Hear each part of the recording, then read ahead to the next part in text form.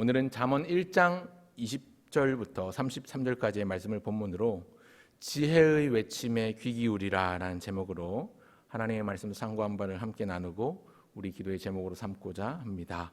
지혜의 외침에 귀 기울이라. 여러분 어떠신지 모르겠습니다만 저는 태어나서 지금 42년, 43년 가까이 교회 생활을 하면서 교회에서 가장 많이 봤던 여자 이름이, 가장 흔한 이름이 두 개가 있었는데요. 하나는 은혜고 하나는 지혜입니다. 아마 우리 교회에도 은혜라는 이름을 가진 분들이 꽤 계신 걸로 알고 있는데요. 또 은혜, 지혜 이런 이름을 많이 짓는 것 같습니다. 특히 제 세대나 저보다 조금 차이 나는 세대에서 그런 이름들이 굉장히 많이 있는데요. 제가 경험적으로 보니까 교회마다 지혜, 은혜라는 이름을 가진 사람이 있더라고요. 어느 교회를 가든지 보니까. 왜 이 얘기를 꺼내냐면 오늘 본문에 나오는 지혜라는 단어가 마치 사람의 이름을 부르는 것처럼 비유가 되어 있기 때문에 그렇습니다. 소위 의인법이라고 하죠. 어떤 물건이나 어떤 대상을 사람에 비유해서 사람이 마치 뭘 하는 것처럼 비유하는 언어 기법을 의인법이라고 합니다. 오늘 본문에서 의인법을 사용을 하고 있는데요. 잠언 전체 주제 핵심 단어를 꼽으라고 한다면 바로 지혜라는 단어를 꼽을 수 있을 것입니다. 호크마라는 단어로 대표되는데 사실은 지혜를 의미하는 히브리어 원문은 굉장히 많이 있습니다. 굉장히 다양하고요.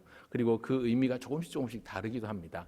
일반적으로 호크마라는 단어를 쓰고 다양한 지식 또 다양한 삶의 지혜를 포함해서 호크마라는 단어를 쓰기도 하는데요. 오늘 본문에서 지혜라는 단어는 어떤 이론이나 원리나 교리적인 측면의 설명이 아니라 살아있는 인격으로 소개하고 설명하고 있는 것을 볼 수가 있습니다. 잠언 전체 주제 말씀은 우리 지난주 금요일 새벽에 이미 살폈습니다만 여호와를 경외하는 것이 지식의 근본이거늘 미련한 자는 지혜와 훈계를 멸시하느니라. 우리 1장 7절에 나오는 이 핵심 구절이 잠언 전체의 주제 구절이라고 할 수 있는데 그 외에도 1장을 그냥 쭉 읽어봐도요. 또 잠언 전체를 읽어봐도요. 가장 많이 나오는 단어가 지혜라는 단어입니다. 그래서 지혜에 대해서 강조하고 있습니다.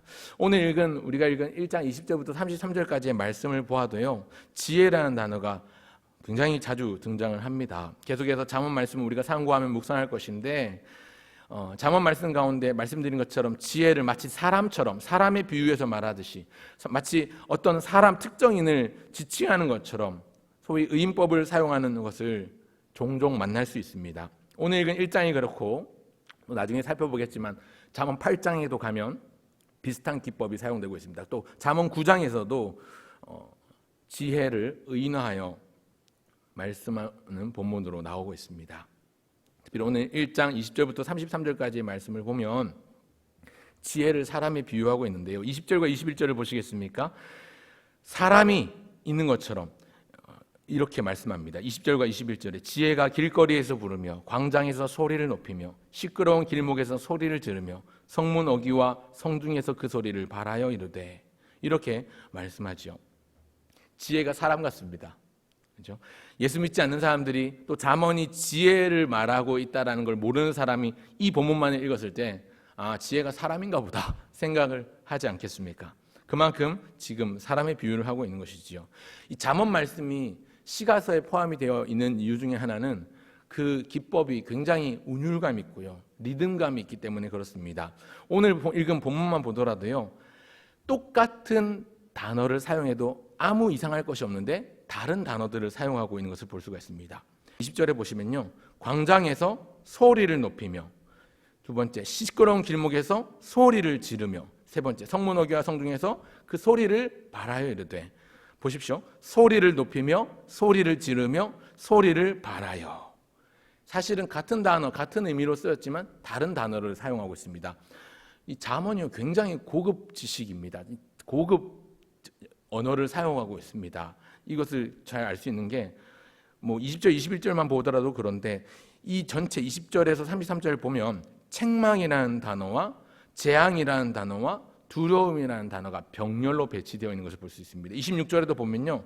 너희가 재앙을 만날 때에 그 다음에 두려움이 임할 때에 나오고요. 27절에는 그 반대로 두려움이 나오고 너희의 재앙이 이르겠다. 이렇게 또 병렬 배치되어 있는 것을 볼 수가 있는데요. 굉장히 그래서 운율감 있고 이 조직적으로 구조적으로 볼 때 굉장히 시적인 리듬감을 가지고 있는 말씀이 잠언 말씀입니다. 1장부터 31장까지 있지만 1장부터 29장까지 거의 대부분 이런 패턴을 찾아볼 수가 있습니다. 똑같은 표현이라도 다른 단어를 사용하고 있고요. 또 그리고 사실은 비유를 할 때 굉장히 다양한 기법을 사용하고 있습니다. 그래서 대꾸법, 대조법 이런 방법을 사용하기도 하고요.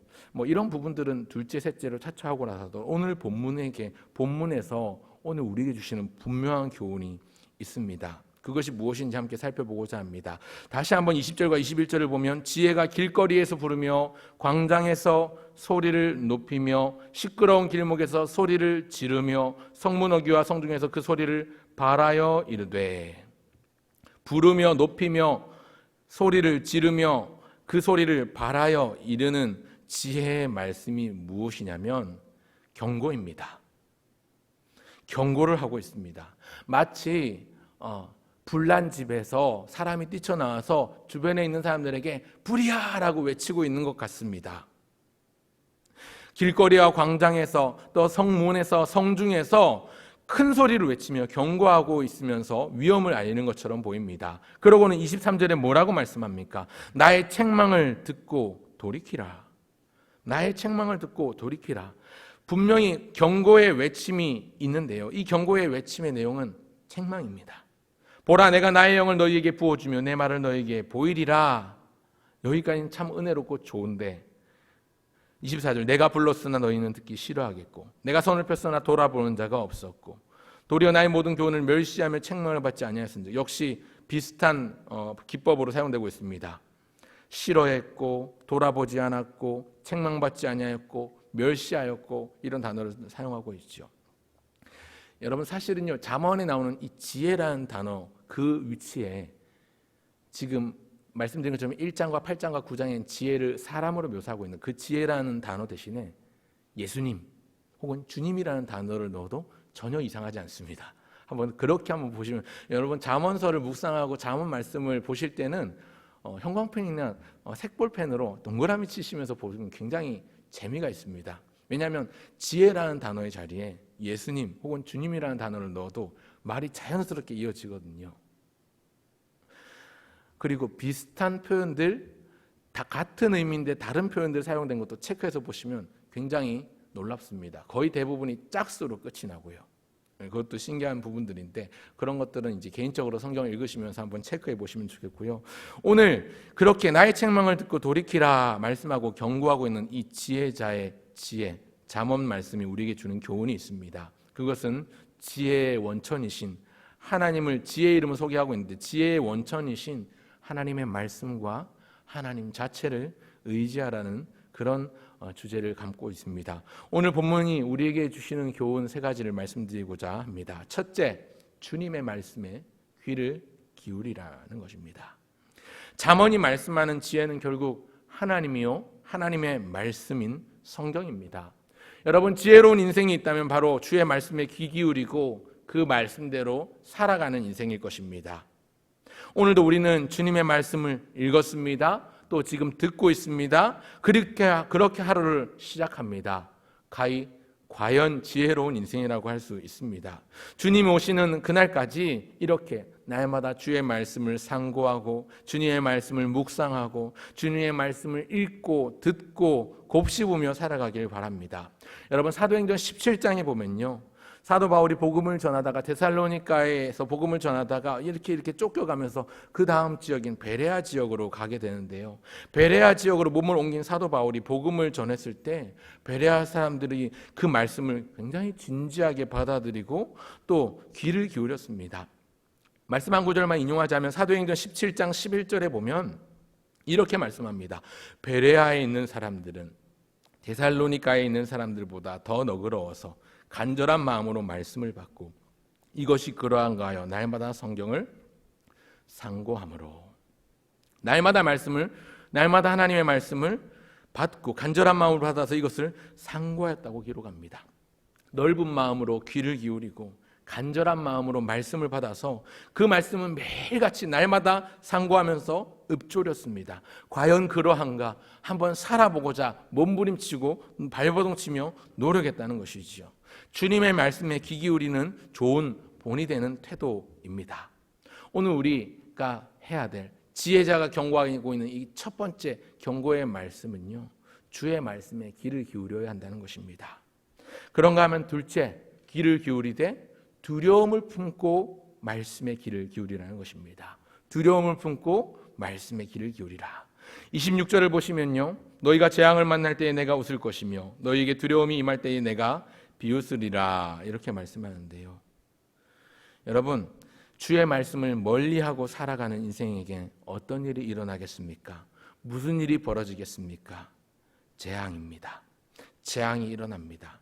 우리도 주의 말씀을 멀리하고 지혜를 멀리하고 그렇게 살아가면 재앙이 우리 인생을 덮칠 것이라는 경고의 말씀이 오늘 본문 말씀입니다. 27절을 보십시오. 너희의 두려움이 광풍같이 임하겠고 너희의 재앙이 폭풍같이 이르겠고 너희에게 근심과 슬픔이 임하리니. 여러분, 하나님의 말씀인 지혜를 멀리한 자가 겪게 될 삶의 아픔을 소개하고 있습니다. 여러분, 특별히 하나님의 백성은 하나님의 말씀을 붙들고 살아야 합니다.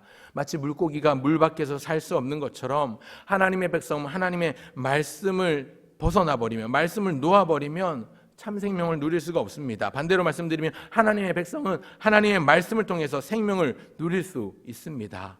하나님의 백성을 나무에 비유하자면 마치 말씀은 시냇물과도 같습니다. 여러분, 사막에서는 나무가 생식하기 어렵습니다. 자라지 않습니다. 식물이 자라는데 절대적인 요소가 바로 물인데 물이 부족하면 제대로 자라날 수 없는 것이지요.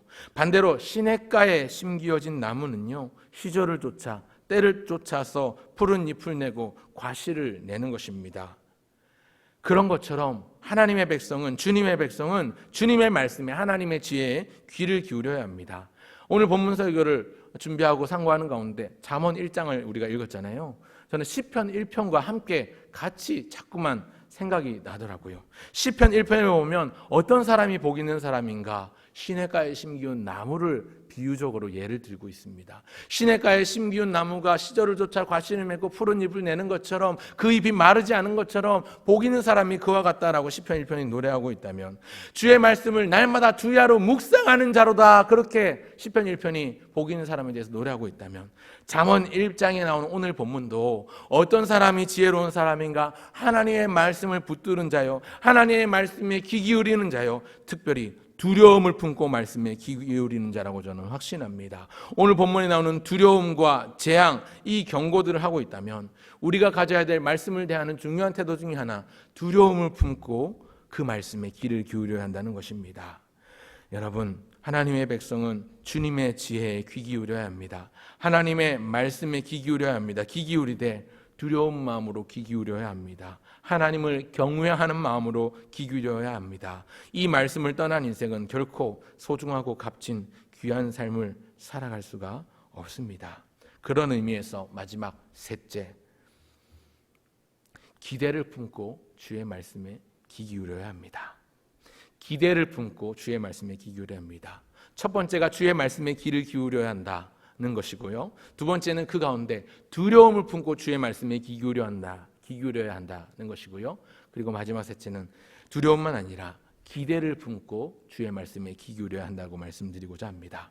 오늘 본문 마지막 절 33절을 보십시오. 33절을 다 같이 한번 보시겠습니다. 33절 시작. 오직 내 말을 듣는 자는 평안히 살며 재앙의 두려움이 없이 안전하리라. 아멘. 여러분, 물론 말씀대로 살아도, 하나님 말씀대로 살아도 어려움이 왜 없겠습니까마는, 심지어 말씀대로 살아도 억울한 고난을 당할 수도 있고요, 부당한 해를 입기도 할 수도 있습니다. 그러나 궁극적으로는 말씀과 더불어 가는 인생이 가장 안전한 인생이요, 말씀과 더불어 사는 인생이 가장 영광스러운 인생이 되는 줄 믿습니다. 여러분, 왜 그럴까요? 이 말씀의 주님이 우리의 주님이고, 이 말씀의 하나님이 우리의 하나님, 우리의 보호자가 되시고 우리의 인도자가 되시고 우리의 가이드가 되어주시기 때문에 그렇습니다. 여러분 같은 잠언 말씀에 잠언 18장 10절에 보면 여호와의 이름은 견고한 망대라 의인은 그리로 달려가서 안전함을 얻느니라 말씀합니다. 오늘 본문과도 비슷한 표현이지만 여러분 주를 믿는 자는 주님의 이름을 의지합니다. 주님의 말씀을 붙드는 사람입니다. 그래서 마치 견고한 망대와도 같아서 적들이 나를 향해 쳐들어오기 전에 미리 적들의 동태를 살피고 적들이 오는지 안 오는지 알 수 있기 때문에 미리 준비를 할 수가 있는 것이지요. 그래서 우리가 마음에 새겨야 될 말씀, 주의 말씀에 귀를 기울이라는 것, 특별히 두려운 마음을 가지고 두려움으로 귀 기울이라는 것, 그리고 여기 하나 더 기대감을 가지고 귀를 기울이라는 것입니다. 이것이 참 지혜자의 모습이요 하나님의 백성의 살아가는 삶의 모습이어야 합니다. 지혜의 소리에 귀 기울이라.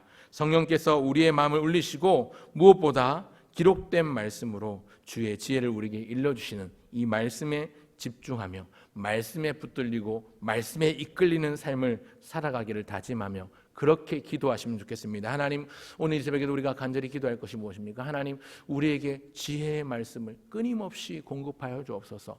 이 말씀이 나를 살게 한다면 오늘도 내가 주님의 백성답게 살도록 지혜의 말씀이 내 안에 끊임없이 공급되게 하시고 그 은혜가 마르지 않게 하여 주시고 마치 시냇가에 심기운 나무처럼 복 있는 사람으로 지혜 있는 사람으로 하나님의 은혜의 그 구원의 복을 누리는 사람으로 살게 하옵소서. 그렇게 기도하실 수 있으면 좋겠고요. 특별히 오늘 7월 하반기를 시작하는 첫 번째 주일로 맥주 감사 주일로 지켜 오늘 주일 성수를 하게 될 것인데 하나님 하반기도 힘차게 주의 말씀을 붙들고 일어나 기도로 싸우며 살아가는 하반기가 되게 해주십시오. 기도의 제목들을 가지고 기도하실 수 있으면 좋겠고요. 나만 아니라 나의 가족들, 나의 사랑하는 우리의 동역자들, 또 우리 부평교회에 속한 모든 하나님의 권속들이 그렇게 지혜의 말씀에 붙들린 바 되고 하나님의 은혜에 사로잡힌 바 되어 그렇게 하나님 앞에 말씀과 기도로 힘차게 역동하며 일어나는 하반기가 될 수 있도록 기도해 주시기를 바랍니다. 그렇게 기도하시는 저와 여러분 모두가 되시기를 주의 이름으로 축원합니다.